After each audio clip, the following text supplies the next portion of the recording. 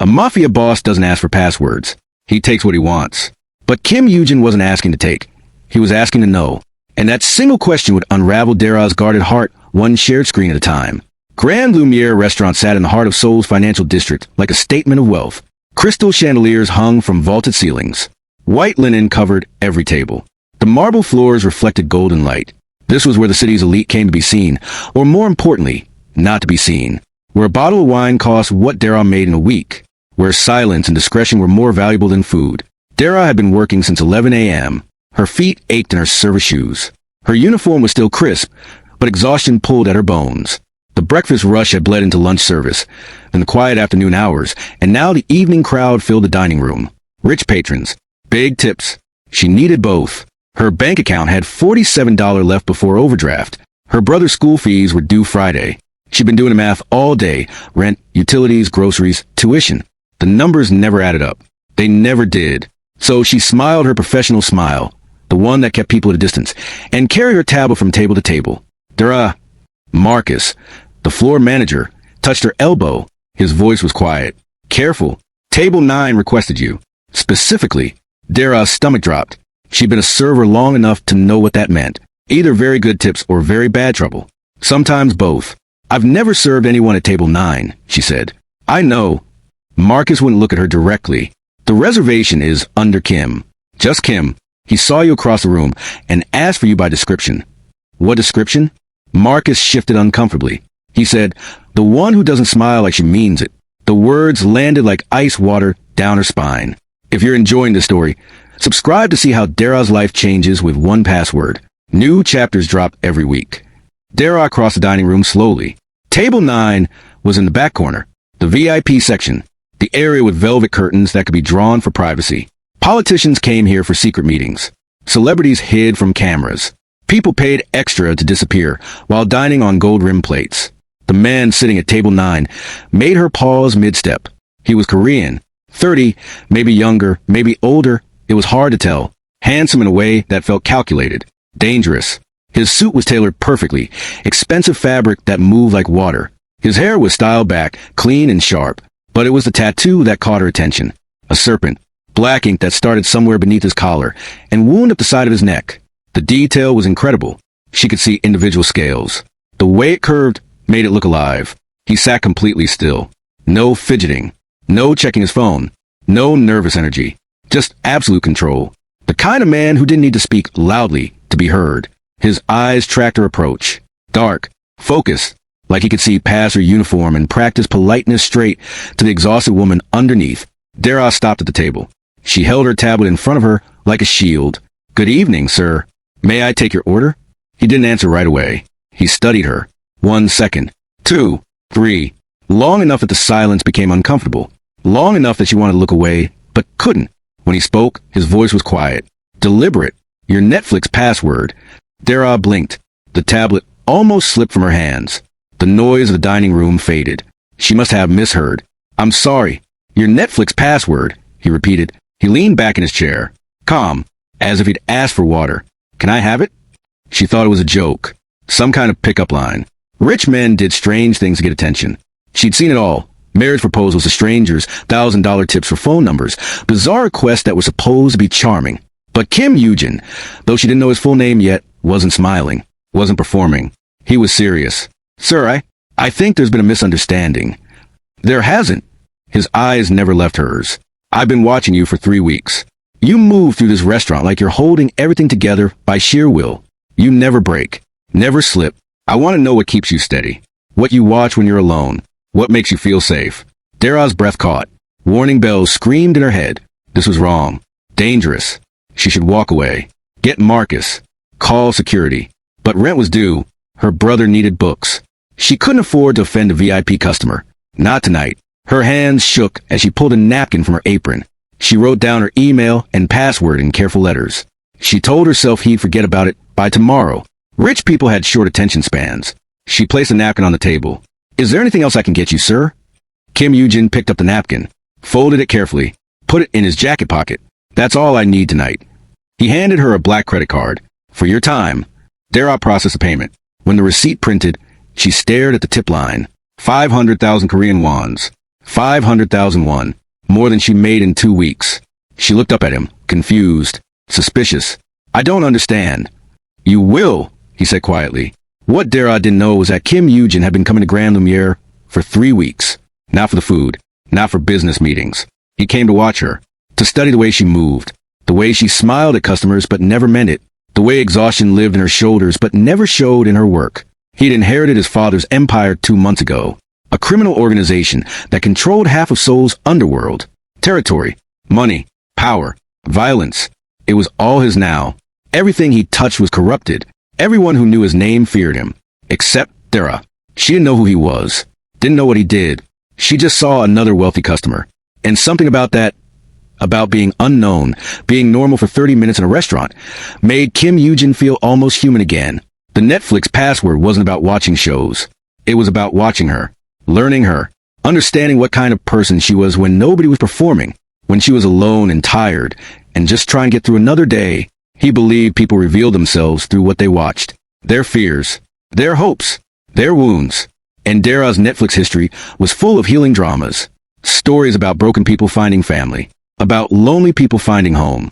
It broke something in him he thought was already dead. Subscribe now to see what happens when a mafia boss falls in love with the one person who doesn't fear him, because she doesn't know she should.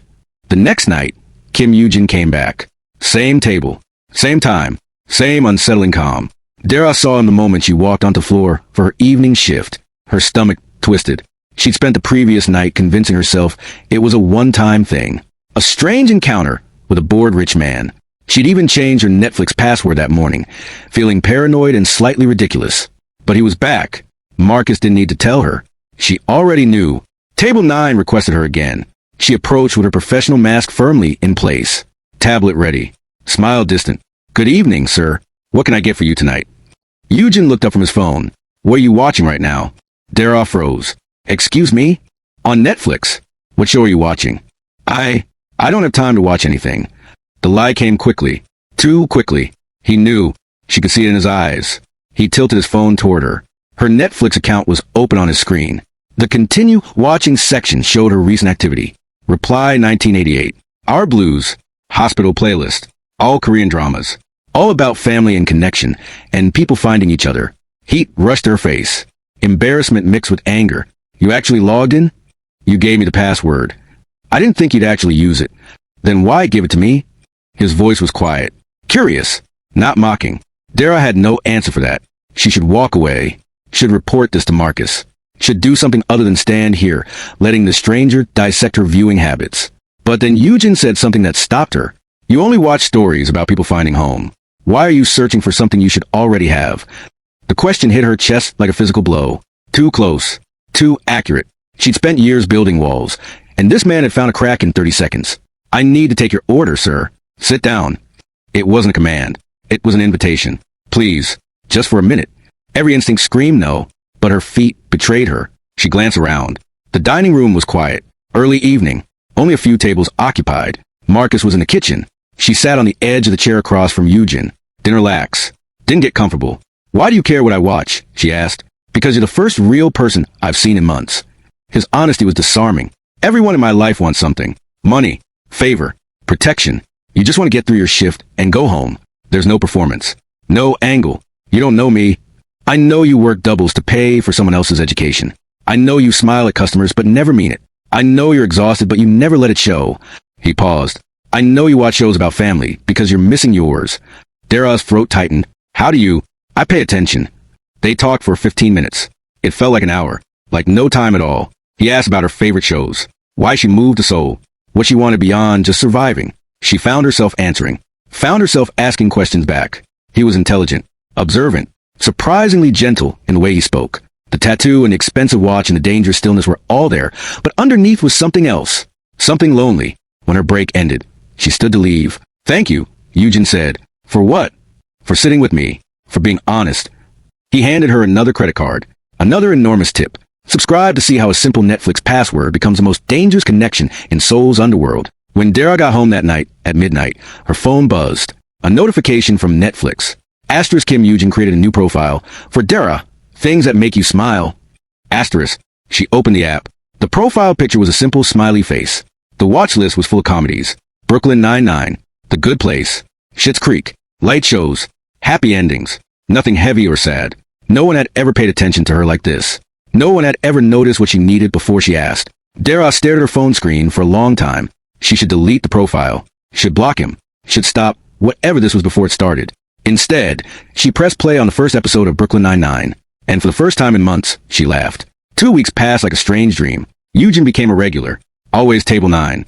Always at closing time when the restaurant emptied, and Dera could sit with him for a few minutes without Marcus noticing. They talked about everything. Movies, music, soul, life. He never touched her, never crossed a line, but the intensity between them grew stronger every night. He asked about her brother, her dreams, why she sacrificed everything for someone else's future. She asked why he always came alone, why he seemed so isolated despite obvious wealth. He never quite answered that question, but Dera noticed things. The way other diners watched him from across the room. The way the restaurant manager personally greeted him and comped his meals. The way Marcus got nervous whenever Yujin's name appeared on the reservation list. One sleepless night, curiosity won. She sat in her tiny apartment with her laptop and typed into the search bar, Kim Yujin Seoul. The results loaded. Her blood went cold. Articles about organized crime, territory disputes in Gangnam, a recent power transition after the death of a prominent crime boss, photos of Yujin at political galas, standing beside men in expensive suits with dead eyes, whispered references to violence, money laundering, control. One headline made her stop breathing. Asterisk Kim Yujin 30 assumes control of father's criminal empire. Asterisk. She read the article 3 times. Each word felt like ice water. The man who'd been asking about her Netflix shows, who created playlists to make her smile, who listened to her talk about her brother's college dreams. He was a mafia boss, Seoul's most dangerous man, and she'd been serving him dinner and telling him about her childhood. Dera closed her laptop. Her hand shook. She should quit, should disappear, should never go back to Grand Lumiere. But her brother's tuition was due. Rent was due. She had $180 in her account. She went to work the next night. Yujin was already at table 9 when she arrived. Her legs felt weak as she approached. Every article she'd read flashed through her mind. Violence, territory wars, power, fear. But when she reached the table, he looked the same. Calm, controlled, almost gentle. "Good evening," he said. His voice was soft. "I know who you are." The words came out before she could stop them. Yujin went very still. His expression didn't change, but something shifted in his eyes. "And yet you came to work." "I need this job." "That's not why you're here." He studied her face. "You could have asked Marcus to reassign my table. You could have called in sick, but you came anyway." Dera's heart pounded. "Why didn't you tell me? Would you have talked to me if you knew?" "No, that's why." He leaned forward slightly. "Everything in my life is transactional. Everyone wants something or fears something. You're the first person in years who just existed, who was honest because you didn't know you needed to be careful. You lied to me. I never lied. You never asked." His voice was steady. "But you're right. I should have told you." Subscribe to find out if Dera walks away or steps deeper into Yujin's dangerous world. Dera should have left, should have walked away from the table, and never looked back. But something kept her standing there. "After your father died," she said quietly, "you inherited everything." "Yes." "An empire built on violence." "Yes." "Why?" The question burst out of her. "If it destroys you, why take it?" Yujin was quiet for a long moment. When he spoke, his voice was raw, honest in a way that made her chest ache. "Because someone has to. And I'd rather it be me than someone worse. Someone who enjoys it. Someone who would hurt more people." He looked directly at her. "My father built something terrible. I can't destroy it. Too many people depend on it. Too many families would suffer. But I can control it. I can make it less brutal. Less cruel. You're trying to be good in a bad world. I'm trying not to be as bad as everyone expects." Dera understood that. She understood trying to survive impossible circumstances. Trying to make the best of terrible options. She sat down. "What are you really watching on my Netflix account?" she asked. Yujin pulled out his phone, opened her account, showed her his viewing history, and with an E, Gilmore Girls, The Good Place, Parks and Recreation, show after show about kindness, about people choosing to be good, about redemption and second chances. "I'm trying to remember what it's like to be human," he admitted. His voice broke slightly. "You're teaching me." Dera looked at this dangerous man watching wholesome TV shows in the middle of the night. This crime boss who created playlists to make a tired waitress smile. This killer trying to learn kindness. And something in her heart cracked open. 3 weeks became a month. A month became 2. Dera's life split into 2 worlds. By day, she served tables and counted tips and survived. By night, she talked to Yujin on the phone after her shifts. Long conversations that stretched past midnight. He asked about her mother, who died young. Her father who'd left. Why she raised her brother alone. She asked why he never smiled. Why he seemed so isolated. What do you want beyond power and control? Peace, he said one night. His voice was quiet through the phone. I want to wake up and not calculate who might betray me. I want to walk into a room and not count exits. I want to feel safe. Do you feel safe with me? Dera asked. Yes. No hesitation. You're the only place that feels safe. The confession hung between them. Heavy, real, dangerous. Because in Yujin's world, safety was a weakness, and weakness got you killed. His enemies noticed a change in him. In the underworld, information was currency, and the information traveling through Seoul's criminal networks was clear. Kim Yujin was distracted, soft, spending time at a restaurant with a woman, a waitress at Grand Lumiere. In the Mafia world, affection was a death sentence. Dera became a target without knowing it. It started with Marcus. He pulled her aside before her evening shift. His face was tight with worry. Those men at table 14. They've been here 3 nights in a row. They're not eating, just watching. One of them asked me about your schedule, where you live. Ice spread through Dera's chest. What did you tell them? Nothing. But Dera... Marcus looked genuinely scared. I don't know what you're involved in, but you need to be careful. Her hands shook as she pulled out her phone. She texted Yujin. Something's wrong. The reply came in seconds. Where are you? Work. Asterisk, stay inside. Don't leave. Asterisk. Within an hour, 4 men in dark suits appeared at Grand Lumiere. They positioned themselves around the restaurant. Not obvious. Not threatening. But there, watching. Dera's phone rang. No one will touch you. Yujin's voice was steel. Absolute certainty. I promise. But Dera understood the truth now. Being close to Yujin meant living in constant danger. Meant looking over her shoulder. Meant becoming a target for everyone who wanted to hurt him. I can't do this, she whispered into the phone. Silence. Then, meet me? Please, let me explain. Subscribe to see if love is worth the risk when falling for Seoul's most dangerous man. The rooftop overlooked the Han River. Private, quiet. The city glittered below them like scattered diamonds. Yujin stood at the edge, his back to her. His shoulders were tight. When he turned, his face was unreadable. I can't do this, Dera said again. The words hurt coming out. Your world will kill me. Then I'll leave it. His voice was flat. Certain. You can't. For you, I would. He stepped closer. His control was cracking. She could see it. I would walk away from everything. The organization. The power. All of it. If it meant you were safe. Yujin. I fell in love with you before I ever spoke to you. The confession broke out of him. Raw. Honest. Terrifying. That first day I saw you move through that dining room. Exhausted but unbreakable. Real in a world of performance. I knew you were the only true thing in my life. Dera's eyes burned. They'll kill me to get to you. They'll try. His voice went cold. Deadly. And they'll fail. Anyone who comes near you dies. I've made that very clear. This isn't a life. This is a prison. Then tell me to leave you alone. Tell me you don't feel this too. Tell me I'm the only one who's been staying up until 3 a.m. on the phone because I don't want to stop hearing your voice. His control shattered completely. Tell me you don't love me back, and I'll disappear. You'll never see me again. Dera looked at him. This dangerous man. This killer. This crime boss who watched The Good Place to remember how to be human. She stepped closer. I don't want you to leave your world, she said quietly. I want you to let me into it. Yujin stared at her. Disbelief and hope warred in his expression. That's the most dangerous decision you could make. I know. You could die. I know. Then why? Because you see me. Her voice broke. In a city of millions, you're the only person who actually sees me. Who notices when I'm tired. Who cares what I watch when I'm alone. Who asks what I want instead of what I can give. Yujin closed the distance between them. His hands cupped her face with a gentleness that contradicted everything he was. I'll protect you, he whispered. With everything I have. With everything I am. And for the first time since she learned the truth, Dera felt safe. 3 a.m. Dera couldn't sleep. Neither could Yujin. Her phone rang. She answered before the first ring finished. Why do you only watch shows about people being abandoned? His voice was rough. Tired. Vulnerable. Dera sat up in bed. The question hit too close. Too accurate. Because... She took a shaky breath. Because I was abandoned. My father left when I was 8. My mother worked herself to death trying to provide for us. She died when I was 17. I raised my brother alone. I've been alone my whole life. Silence on the other end. I watch those shows because I'm searching for proof, she continued. Her voice cracked. Proof that people can find home again. That being alone isn't permanent. That somewhere, somehow, broken people can be whole. You're not broken. Yujin's voice was fierce. You're the strongest person I've ever met. I'm exhausted, Yujin. I'm so tired of holding everything together alone. Then stop. Let me help. Let me be your home. The words broke something inside her, something that had been held together with willpower and desperation and fear.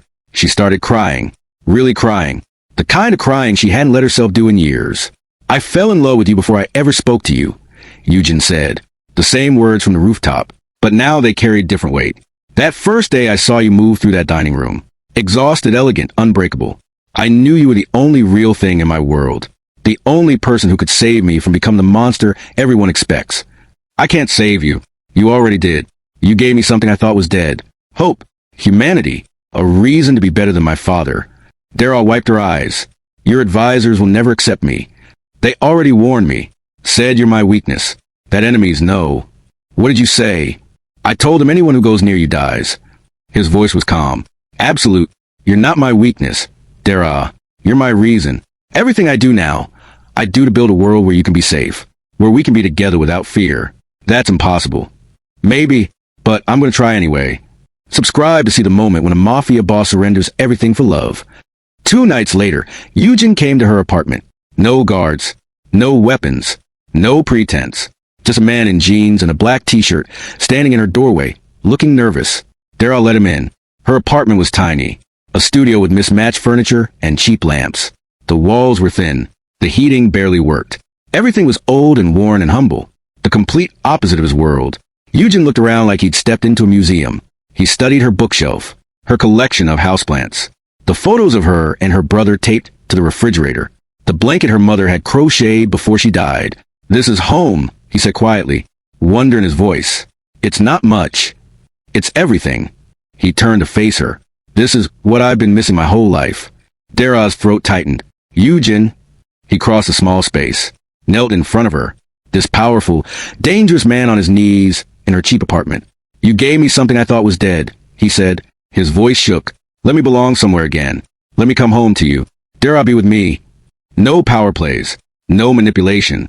Just raw, terrifying honesty from a man who'd never been vulnerable in his life. Dera pulled him to his feet. Her hands cupped his face. She could feel him trembling. You can have more than my Netflix password, she whispered. You can have all of me. Yujin kissed her like she was air and he'd been drowning. Outside, Seoul glittered with danger and possibility. Inside Dera's small apartment, a mafia boss discovered what it meant to come home. Their love would be dangerous. Enemies would come. Blood would spill. The underworld would never accept her. But for the first time in his life, Kim Yujin had something worth protecting more than power. He picked up her phone, opened Netflix, changed her profile name one last time. Our home. And somewhere between healing dramas and romantic comedies, between violence and tenderness, between two broken people who found each other through a streaming password, love took root in the most impossible place. The real story was only beginning.